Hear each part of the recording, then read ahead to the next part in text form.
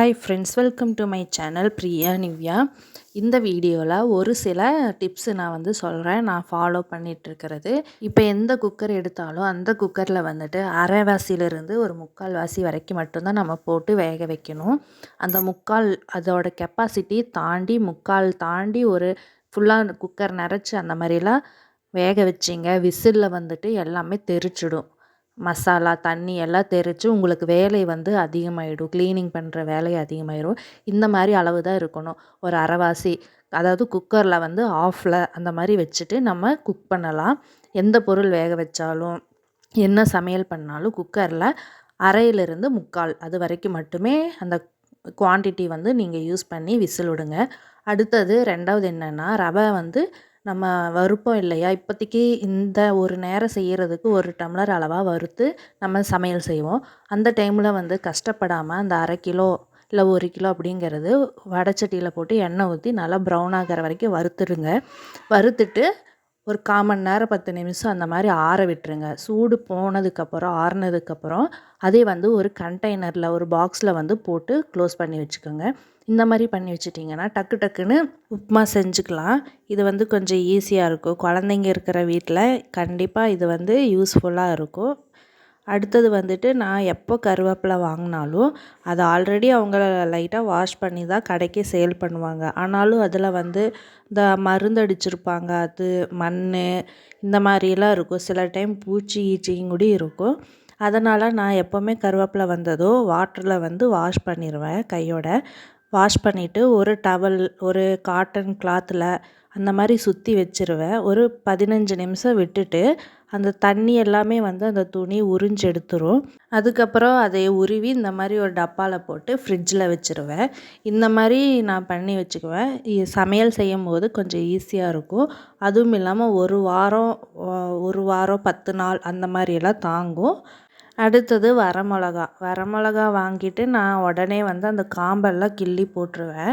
ஏன்னா காம்பு கிள்ளி போடும்போது அது மட்டும் இல்லாமல் வேறு ஏதாவது குப்பைகள் இருந்தாலும் அது எல்லாமே கழிஞ்சு போயிடும். வெறும் வரமிளகா மட்டும் டப்பாவில் இருக்கும். நம்ம சமையல் செய்யும்போது டக்குன்னு எடுத்து கிள்ளி போட்டு தாளிச்சிக்கலாம்.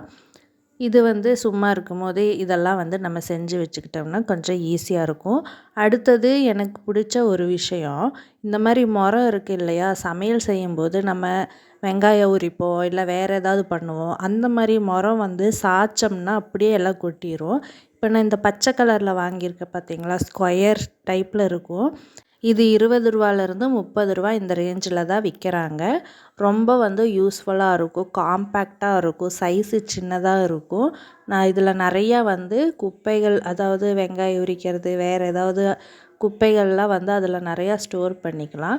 அதுக்கப்புறம் கொண்டு போய் அப்படியே டஸ்ட்பினில் போடுறதுக்கு ஈஸியாக இருக்கும். அதே மாதிரி பச்சை மிளகா இதுவும் நம்ம மார்க்கெட்லேருந்து வாங்கினதும் காம்பெல்லாம் கிள்ளி வச்சுருவேன். அடுத்தது நான் ஃபாலோ பண்ணுற ஒரு விஷயம் என்னென்னா, எப்போவுமே பாத்திரம் கழுவி இந்த மாதிரி டப்பில் நான் போட்டுருவேன். கவுத்துன மாதிரி போட்டுருவேன், நேராக போட மாட்டேன். எல்லாமே குப்புறவாக கவுத்துன மாதிரி போட்டோம்னா தண்ணி எல்லாமே வடிஞ்சு நின்றும், வடிஞ்சு இந்த மாதிரி காஞ்சிரும். அதுக்கப்புறம் நான் எடுத்து செல்ஃபில் இந்த மாதிரி ரேக்கில் அடுக்கிடுவேன்.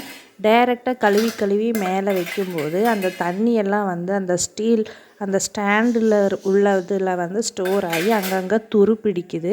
பாத்திரமும் கூடி அந்த தண்ணி கரை உப்பு கரையெல்லாம் படியுது. அதுக்காக தான் இந்த மாதிரி மெத்தடு நீங்கள் ஃபாலோ பண்ணிங்கன்னா அந்த ஸ்டாண்டில் துருவும் பிடிக்காது, பாத்திரத்தில் உப்பு கரை தண்ணி கரையெல்லாம் எதுவுமே படாது. நல்லா பளிச்சுன்னு கண்ணாடி மாதிரி இருக்குது பார்த்தீங்களா. அடுத்த டிப்ஸ் என்னென்னா, வாரத்துக்கு ஒரு தடவையோ இல்லை 2 வாரத்துக்கு ஒரு தடவையோ எத்தனை வாரம் வேணுமோ அதுக்கேற்ற மாதிரி நீங்கள் கெப்பாசிட்டியில் பூண்டும் இஞ்சியும் போட்டு இந்த மாதிரி மிக்சியில் அரைச்சி ஒரு பாட்டில்லையோ இல்லை பாத்திரத்துலையோ போட்டு வச்சுக்கலாம். இந்த மாதிரி நேச்சுரல் இஞ்சி பூண்டு பேஸ்ட்டு போட்டு செய்யும்போது டேஸ்ட்டாகவும் இருக்கும். அது மட்டும் இல்லாமல் உங்களுக்கு அமௌண்ட்டு சேவிங்ஸ் ஆகும்.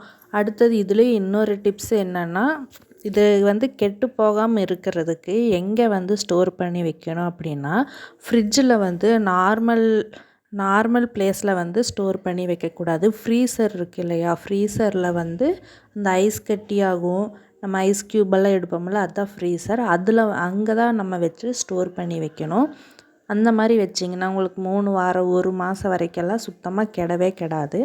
இதில் வந்துட்டு இன்னொரு டிப்ஸும் கூடி இருக்குது. என்னென்னா, அந்த குக்கரில் சொன்ன மாதிரியே தான் உங்களுக்கு மிக்சியில் வந்து அரைக்கும் போது எங்கேயுமே தெறிக்கக்கூடாது. அப்படின்னா உங்களுக்கு மிக்சியில் அந்த அரையிலிருந்து முக்கால்வாசி அந்த அளவுக்கு மட்டும்தான் எந்த பொருளும் போட்டு அரைக்கணும்.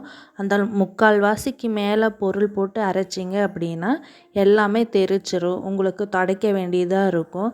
அதனால் ஸ்டார்டிங்லேயே போடும்போது அந்த கெப்பாசிட்டியில் போட்டு அரைச்சிக்கோங்க. இந்த வீடியோ உங்களுக்கு யூஸ்ஃபுல்லாக இருக்கும் நான் நம்புகிறேன்.